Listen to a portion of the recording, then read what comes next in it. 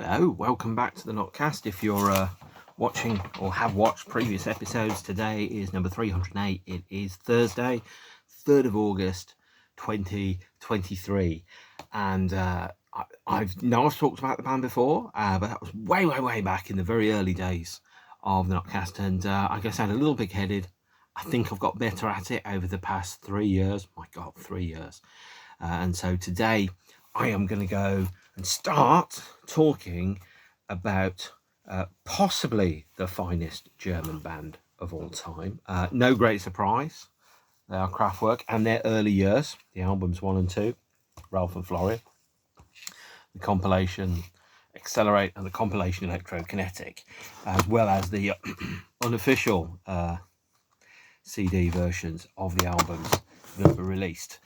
This is a period that has been, I think, a little bit written out of history, actually, by people, most notably including Ralf and Florian themselves, and possibly because, like some bands, maybe not quite as embarrassing as Pantera's early glam metal years, where it was Diamond Durrell and not Dimebag Durrell. I think Kraftwerk are a little, or were a little, embarrassed by, I think, their early stuff, probably because you regard it maybe a little bit like baby pictures, really, as you know, growing up in public as a punk band once had it.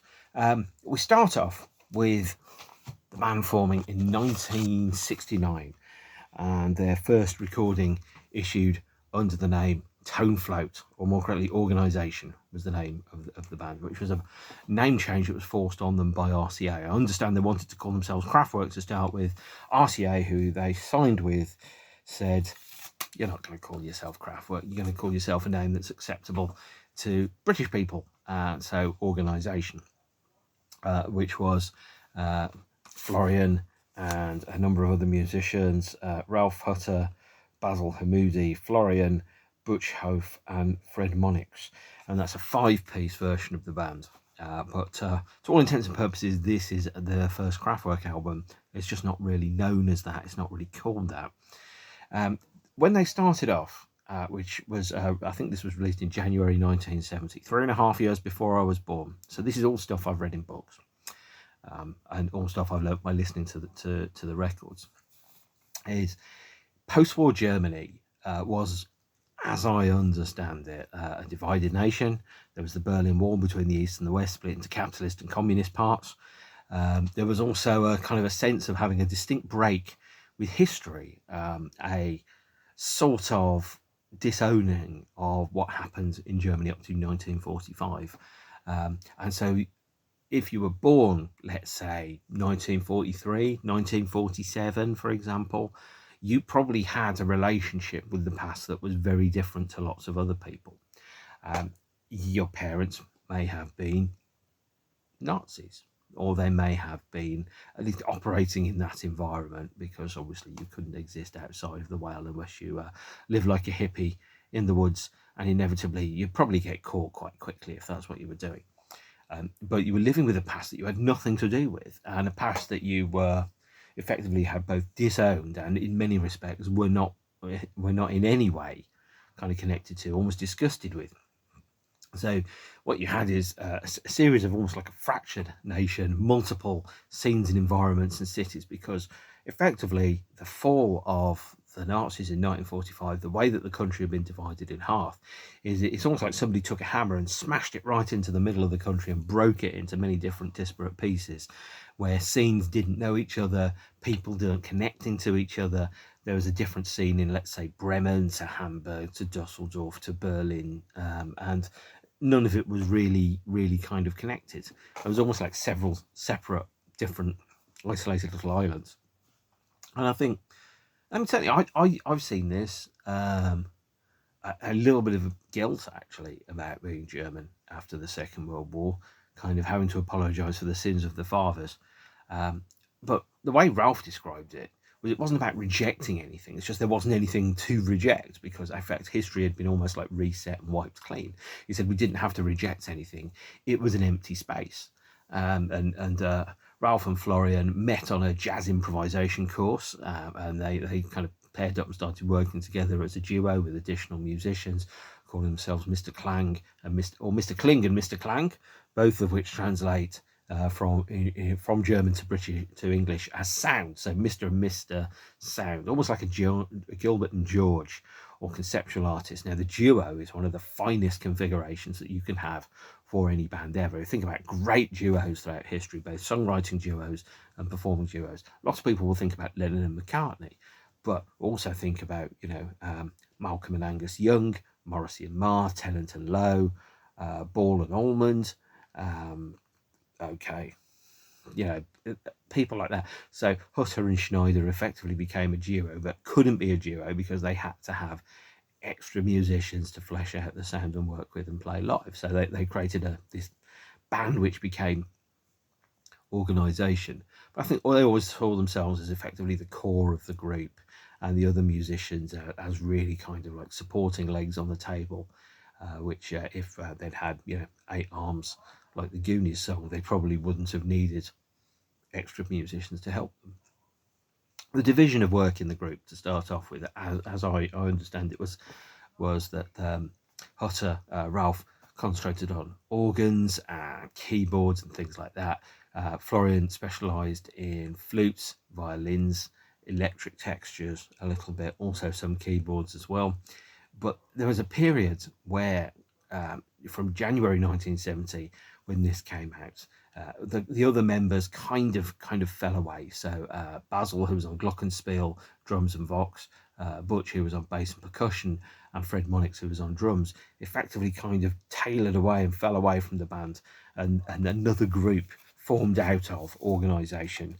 This is the group that we sort of know and love, because there's only one member of them left now. Released their debut album in November 1970. That band is Kraftwerk. Here is an unofficial CD of Kraftwerk #1. Kraftwerk #1, the first album, has never been officially released on CD. If you own a CD copy, it's almost definitely a needle drop on Crown Records from Italy or a similar bootleg. And Kraftwerk #1 didn't get a release in the UK, and not in this form, not with this name, not with this title. And so the band effectively existed as Ralf and Florian, and Ralf left on Boxing Day 1970, a month after the release of Kraftwerk #1, and the band continued under the name Kraftwerk, Florian Schneider, Michael Rother and Klaus Dinger on drums, which ran through to June 1971. And in order to supplement their income, Florian made an appearance playing guest flute on an album called Nero in South America. The track is called Creature, and it's effectively an easy listening LP. So I'm going to put a link to that down in the comments down there. That's one of the very few solo appearances by Florian. Quite interesting, playing guest flute for extra money, but I guess we all do what we have to do, right? We think about the early lives of artists. Elton John used to sing vocals on lots of the Top of the Pops albums under anonymous titles in the 60s, 70s, before he became successful. You think about some of the other musicians that have been back in bands in various bands. Toto, for example, although they were quite successful, Toto are also the band that play on a lot of the songs on Thriller.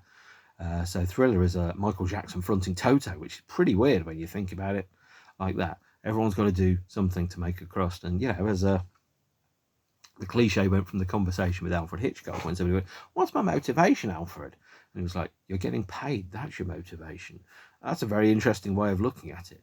So succumbing to parental pressure on the 26th of December 1970, Ralf left the group for 6 months or 8 months to study architecture.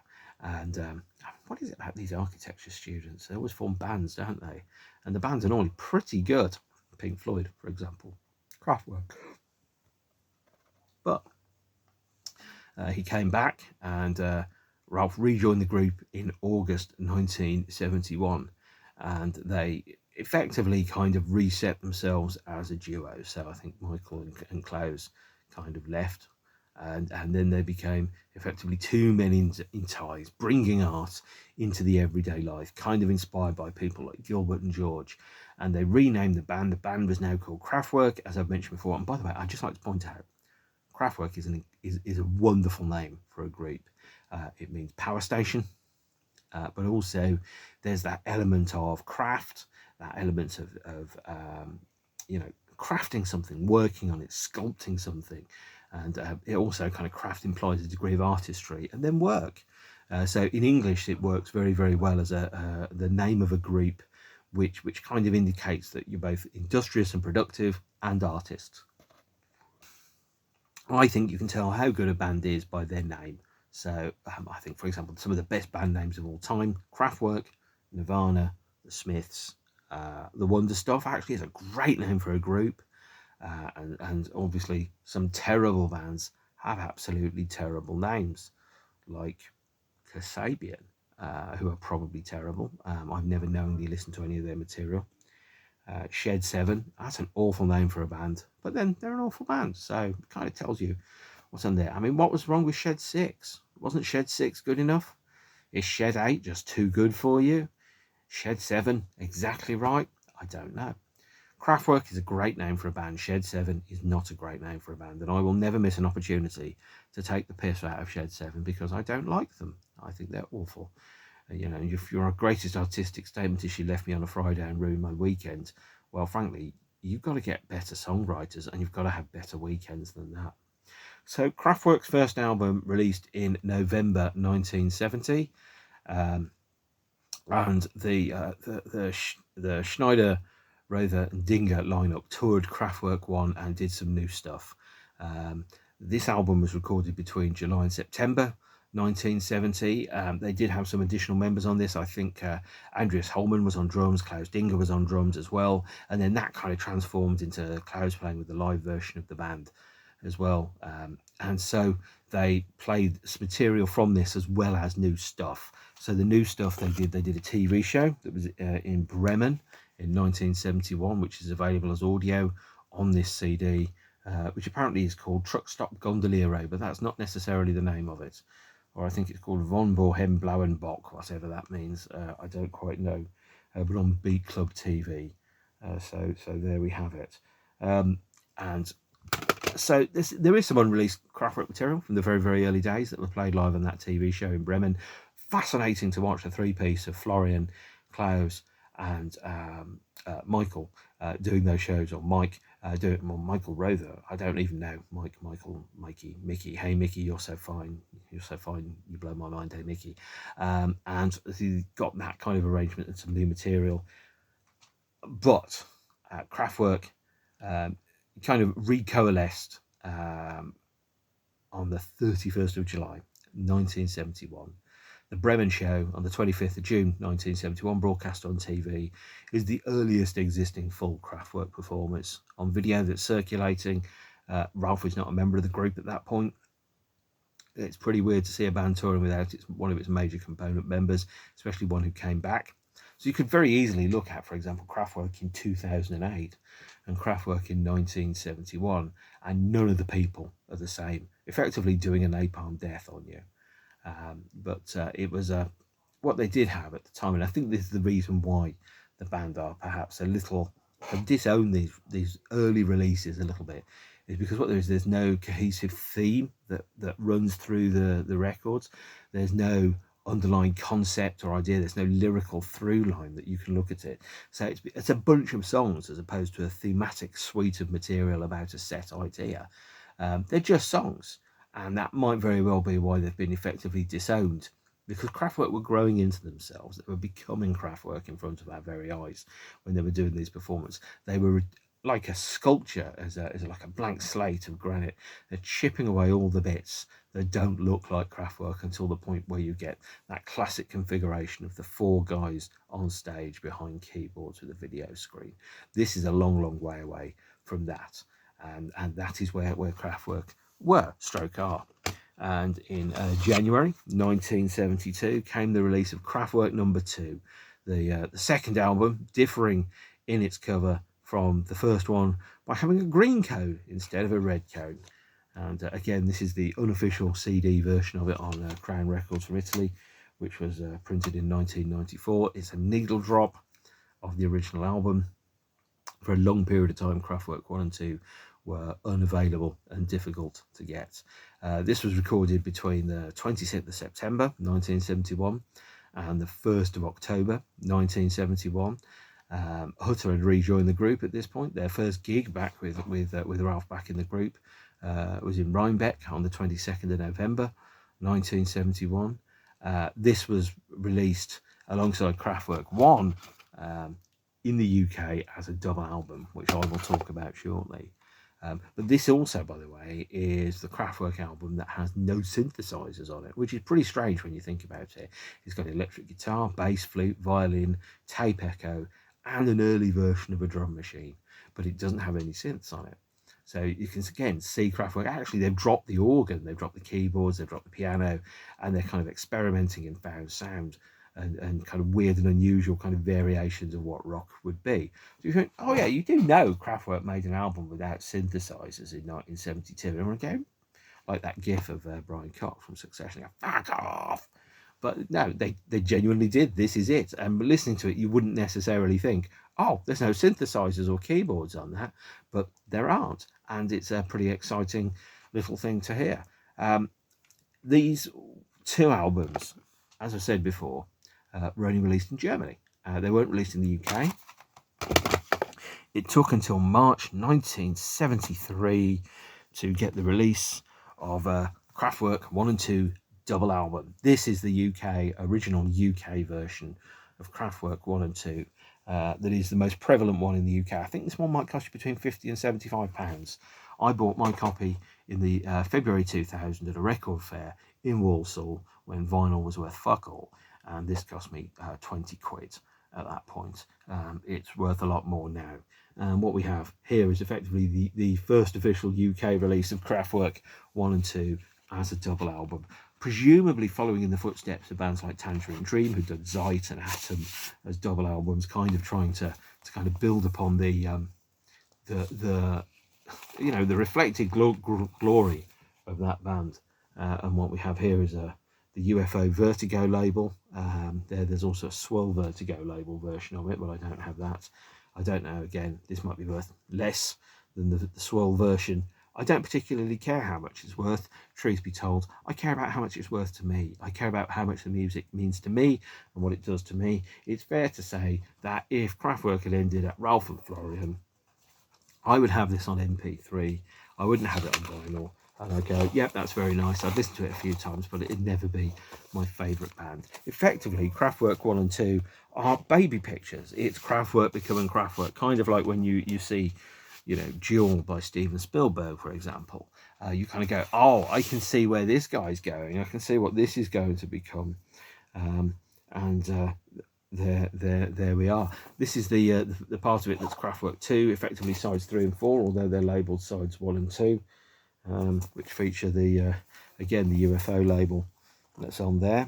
And I must say, actually, I prefer the sound wave cover to the traffic cone cover. The Soundwave cover feels more Kraftwerky to me. I'm not quite sure Kraftwerk knew what Kraftwerk were at that point, but that's how it feels, is this Soundwave here, which you can kind of roll it out. And looking at that sounds like a bass drum hit there, or that looks maybe like a snare drum hit, a 1, 2, 3, 4, but there's a big kind of first attack with a decay there. I've spent far too long looking at waveforms in Audacity and various other programs whilst mucking them out with my own modular synths. Inside gatefold, Kraftwerk 1 and 2. These are the pictures. There's Ralf there wearing a lot of glasses, and there's Florian feeling rather cool indeed. And then there's a chap here, I don't know who this is, sorry fella, well, I don't know who you are. And produced by Ralf Hutter, Connie Plank and Florian Schneider. So there are some really good tracks on here, by the way, these two albums. Rucksack and Stradivarius, Megahertz and Vom Himmel Hoch. They're pretty good, actually. I like those.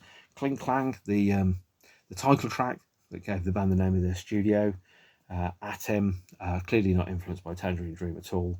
And then Strom, Spiel, Wannenlange and Harmonica. So these are German titles. You translate them out and they're perhaps a little more prosaic than you might think. They sound a little exotic when they come out of a Birmingham accent like mine and not necessarily a German one. And no doubt those of you that can speak German are listening to me pronounce those names and going, oh, what an abomination, like an American talking about Leicester or somewhere, which by the way is pronounced Leicester, or, you know, High Wycombe, as opposed to High Wycombe, those type of things. Tourist, really. That's me sometimes. But no, I really love this record, and I've grown into it over the past probably 10-15 years. I've gone back a little bit in my music taste. I've gone into exploring some of the depths of, and depths is maybe not the right word, but the peaks and the troughs of parts of Kraftwerk. I've really got into Tangerine Dream, really got into some of the other acts as well. But Kraftwerk are the number one kings of Dusseldorf to me. This is the only UK edition of Kraftwerk 1 and 2 that was released, I think. Was double album, released in March 1973. The third album that came out, recorded in May to July 1973, released in October 1973, is Ralf and Florian. They're starting with a photograph of Ralf and Florian on the front. This is the German cover, and again, this is the unofficial Italian 1994 CD of Ralf and Florian. Again, it features Electric Roulette, Tonebridge, Cristallo, Hammock Clange, Tanz Music, and a Nass Symphony, which is the Pineapple Symphony, I believe. And this has Ralf and Florian performing together, vocals, keyboards, strings, wind instruments, drums and electronics, and again using primitive drum machines with very, very limited loops to play the tracks, so that effectively you only needed two people together to make it. It was a primitive version of Kraftwerk as we now know it. You can see from the photograph on the back here, this is my UK version of Ralf and Florian, which, as you can tell by the damage on the sleeve, was affordably priced to me in 1999. This cost me £12 in 1999. I'm not sure how much it costs now, but you can see effectively that's the Kling Klang studio there, a rented room in Dusseldorf with keyboards, flutes, an electric guitar, very primitive drum machines, and really kind of pushing the UK cover, by the way, of Ralf and Florian. I absolutely love this cover. This feels so perfectly Kraftwerkian. It's a circuit board, and I don't quite know exactly what it is or how it works. It might be a diagram of an engine, I'm not really sure. It feels Kraftwerk to me. I really love this cover. I think it's excellent. I really, really do. It's you know, certainly in terms of visual presentation, it's as strong as the Kraftwerk here, 1 and 2, and I prefer this to the official band-approved German cover of the record. Not that my opinion counts for shit in the big scheme of things. The band did go on the road. They started to play live. They recruited a drummer called Wolfgang Fleur, who will become far more significant in the band's history in future. Emil Schult played with them live as well, played live violin, and added to the textures and the sounds of the group. Emil moved into design over time, moved to Hawaii, I think, in the early 80s, started designing early computer graphics, wrote lyrics for Autobahn, Radioactivity, and The Model, Computer Love, Pocket Calculator, and Computer World as well. So he became a semi-detached member of the band's wider organisation for some time to come. Now, the tracks of Kraftwerk 1 and 2 and Ralf and Florian were played live by the band, but none of them have been played live since 1976. So we had Rucksack from Kraftwerk 1 was last played in Croydon in 1975. And on the second album, Tonebridge was last played at the Roundhouse in Camden in 1976. Dance Music was last played in Paris in February 1976, and Cristallo was last played live in February 1976. And in fact, what we did find is that on some of the shows when the band were touring Ralf and Florian before the release of the album, which is now widely regarded as Kraftwerk number 1, Autobahn, when the band were playing and touring Ralf and Florian in 1974, before the release of Autobahn, they were playing some improvisational jams at the end of sets, which started to turn into a song which later appeared as Schausteffer Gruppen, or in its English title, Showroom Dummies, which is a very fascinating thing, is to hear Kraftwerk playing a track like, and I think it's dance music actually, Tanz Music, that they kind of morph into something that's going to become Showroom Dummies. You can hear the classic Kraftwerk sound being born live on stage through improvisational jams when the band were playing live as a four-piece with Wolfgang as a member of the group. It's absolutely fascinating to hear the band become who they're going to become, but it's difficult to hear. These albums are frustratingly deleted from the catalogue. They've never been issued officially on CD. They've only been officially released on vinyl and were deleted sometime around about 1977, 1978. So really, if you wanted to own Kraftwerk one double album or Ralf And Florian in the UK, you really only had a window of about 5 or 6 years in which to own and buy these records, which is one of the reasons why certainly the UK editions are quite expensive. They weren't a big band at that point. You know, they became a big-ish band with a novelty hit when Autobahn was released, but they were still not a big band. In fact, in 1975, hot on the heels of the release of Autobahn, came the first Kraftwerk compilation, Accelerate. So if you're looking to get tracks from the first few albums and you can't afford Kraftwerk 1 and 2 and Ralf and Florian, an organisation, go for Accelerate. This has it has Rucksack, Tonberg, Cristallo, Kling Klang, Vom Himmelhoch, and Stradivarius. Now the versions that are on Accelerate are edits. So Autobahn gets its 7-inch release. Comet Melody is on its 7-inch mix is on here. Kling Klang, Von Himmelhoch, Stradivarius and Rucksack get edits, normally trimming out the long and atmospheric starts and ends of the tracks, by the way. This was deleted in 1980. It was put together by a chap called, let me check, Alan Cowderoy, put together the concept of the album and the release of it. And the cover very clearly is reminding you, hey kids, it's the band that made the Autobahn. It's the best of Kraftwerk, Accelerate. I think to call it the best of Kraftwerk, it's a little bit cheeky. It's kind of missing a couple of tracks. But all opinions are valid, including others. This was the only Kraftwerk compilation until 1981, where on the back of the release of the Computer World album, a second compilation was released in the UK called Elektro Kinetik. Again, released only on vinyl, not issued on CD. This features a number of songs which at that point in history were deleted. And there's an unusual cover there, Elektro Kinetik. The tracks are Anna Symphony, Strom, Mitternacht, Comet Melody 2, Heimatklänge, Tanzmusik and Spiel 4. And again, these are edits. So Pineapple Symphony, Anna Symphony is the second half of the track. Autobahn is an edit of the first 6.5 minutes. Otherwise, these are LP mixes of the tracks. So you can kind of pick out most of Ralf and Florian and most of 1 and 2 if you get Elektro Kinetik and Accelerate. But really, it's a space filler until such time as you find affordable copies of Kraftwerk 1 and 2 and Ralf and Florian. This is the early years of Kraftwerk, and I know I've raced through it, but I'm really only showing you the band's UK discography. There was a German single of Kahutek, which was effectively a primitive version of Comet Melody, which is a different recording, but it was only released in Germany, and the cheapest copy I've seen is £70, so I downloaded it from YouTube instead. If you want me to buy it, guys, make it affordable. Kraftwerk 1 and 2 and Ralf and Florian, these are absolutely essential pieces of the Kraftwerk puzzle. If you have these, you can understand how Kraftwerk became who they eventually became.